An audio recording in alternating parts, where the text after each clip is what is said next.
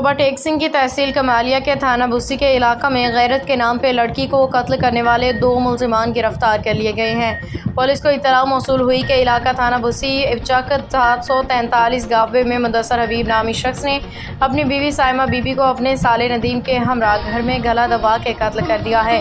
وقوع کی اطلاع ملتے ہی S D P O circle Kamalia S H O تھانہ بسی محمد عطا اللہ ایس آئی مان نفری موقع پہ پہنچے۔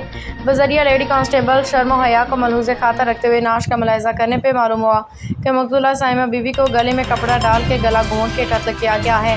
ملزمان وقوع کے بعد موقع سے فرار ہو گئے ہیں۔ ٹوبہ ٹیک سنگھ عبادت نثار نے وقوع کا نوٹس لیتے ہوئے فوری طور پہ ایف آئی آر درج کرنے کا حکم دیا، جس پہ مقدمہ نمبر 159/25 بجرم 302-311-34 تے پہ تھانہ بسی میں درج رجسٹرڈ کیا گیا۔ ڈی پی او نے وقوع کی سنگینی کے پیش نظر ملزمان کی فوری گرفتاری کے لیے ایس پی کمالیہ معاذ الرحمان کی سربراہی میں ایس ایچ او تھانہ بسی محمد عطا اللہ ایس آئی ملازمان پولیس پہ مشتمل ٹیم تشکیل دی۔ پولیس ٹیم نے انٹیلیجنس انفارمیشن اور مخبر کی اطلاع پہ کارروائی کرتے ہوئے سائمہ بی بی کو ناحق قتل کرنے والے دونوں ملزمان کو گرفتار کر لیا گیا۔